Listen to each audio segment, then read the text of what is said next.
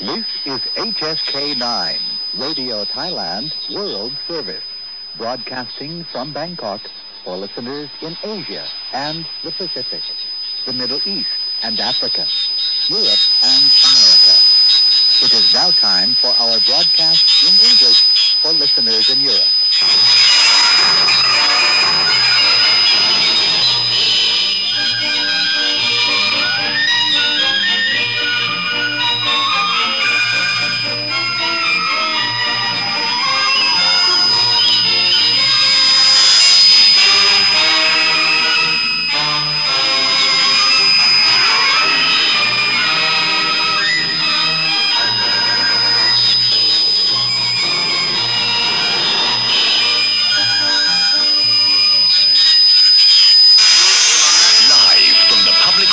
Department of the Royal Thai Government, this is the News Hour. สวัสดีค่ะ Today is Monday, February 20th, 2012, and this is Radio Thailand's Morning News with Alexandria Sangsonet for Varin Satadil. And with me, Irina Manishon. Starting off our national news top 5 this morning and the Yingluck administration. Time is running out for flood prevention project while the government urges the public to monitor what he calls ill-intentioned activities.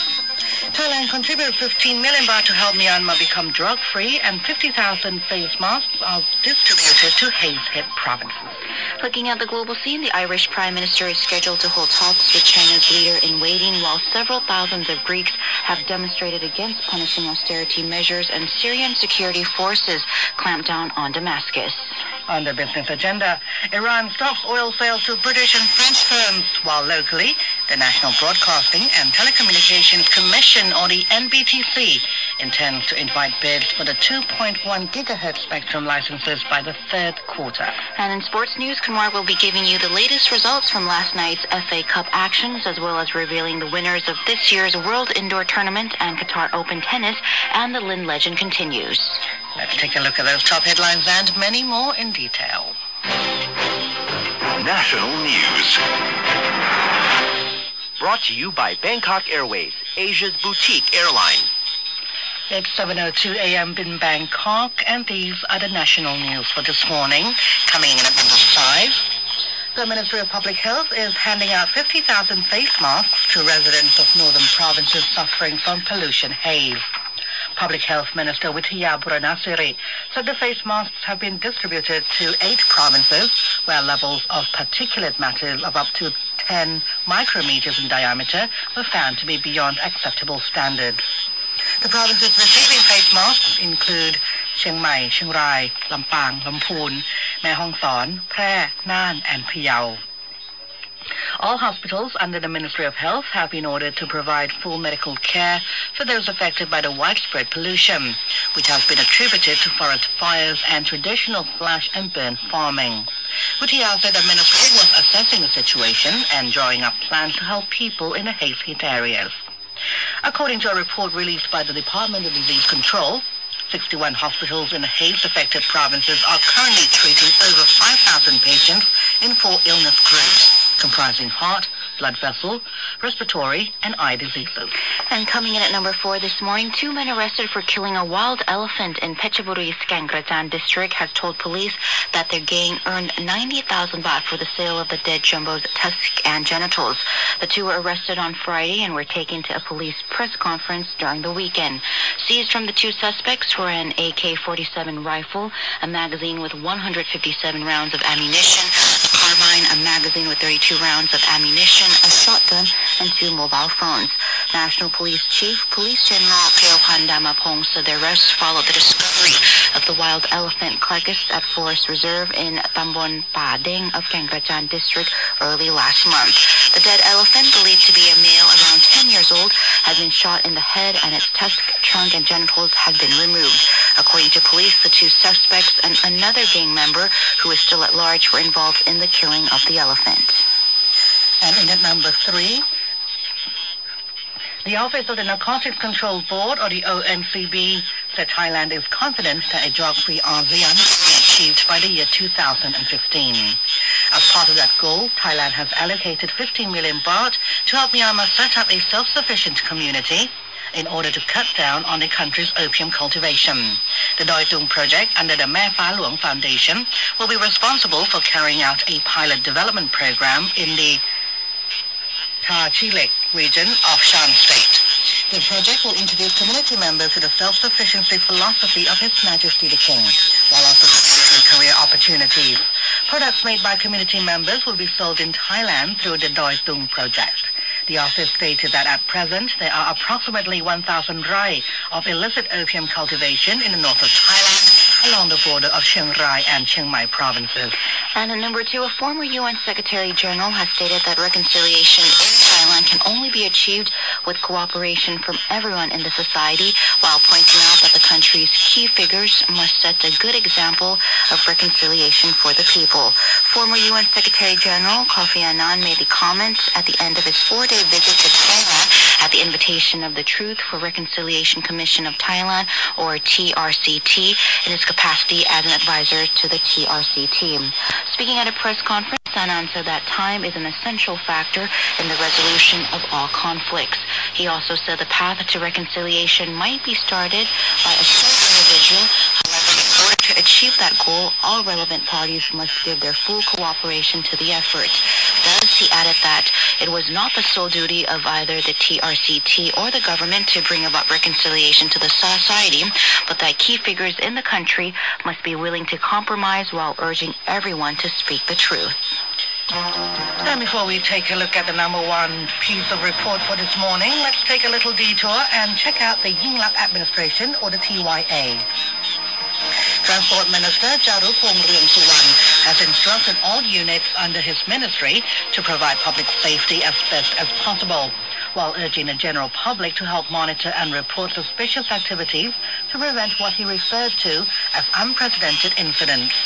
Referring to the 3 bombs that took place in Bangkok last Tuesday, the minister said he believed foreign confidence would not be shaken by the incidents and that the situation would soon return to normal. Amidst growing concerns about terrorist attacks, he has requested that Thais in every sector be on the lookout for ill-intentioned activities and help to restore confidence in the country.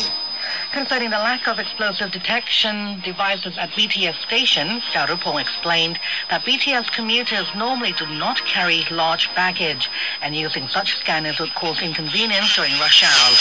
Nevertheless, he said security officers on duty have been strictly ordered to perform regular patrols in areas surrounding central stations.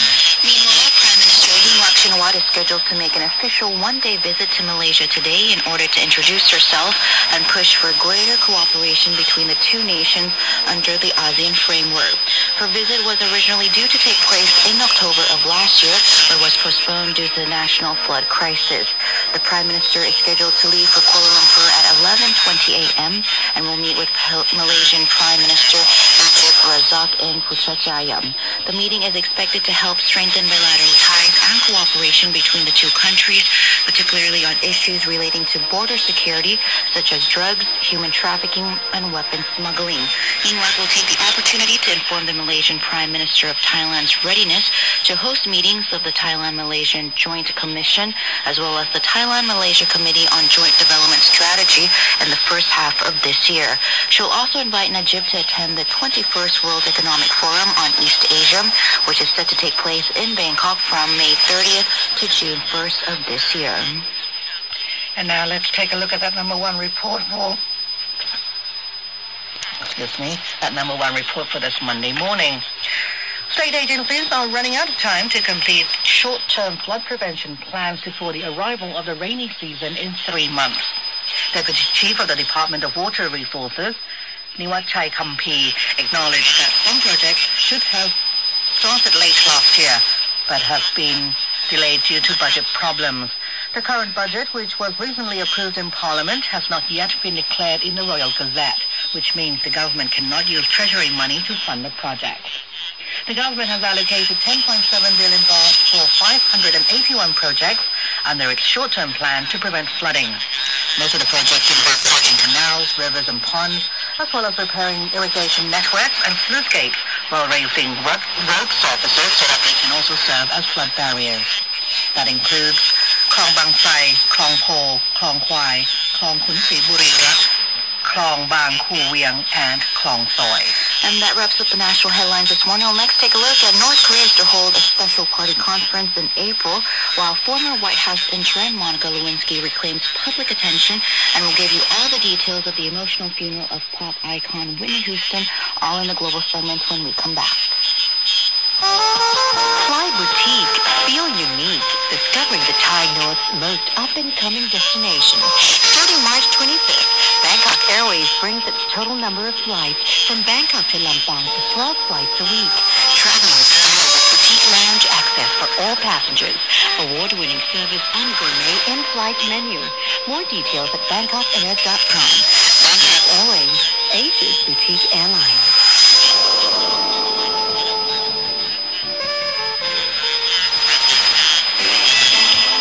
You're listening to Radio Thailand News.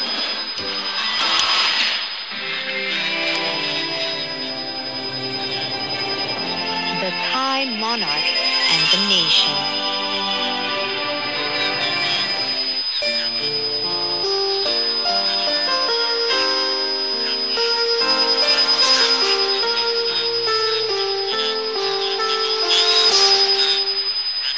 With her keen perception and aesthetic sense, Her Majesty the Queen observed that villagers who came to meet them wore beautiful silk fabrics.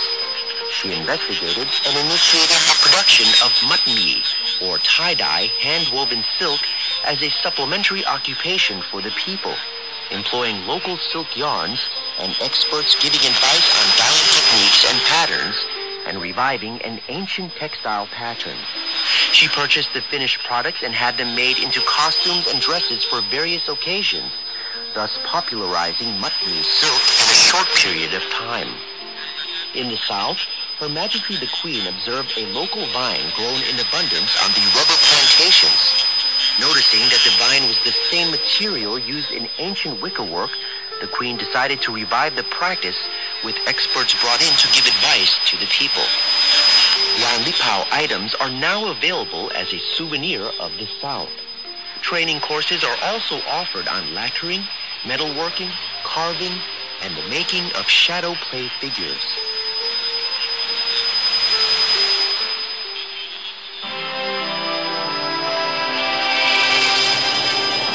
The Thai monarch and the nation. You're listening to Radio Thailand News.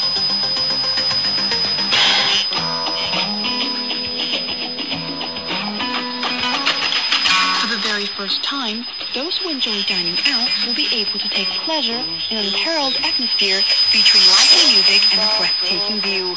As celebrity chefs prepare the most tantalizing of meals to delight the senses on a menu that changes every single week, together with a vast selection of beer and wine to form the very finest and most perfect dining experience possible.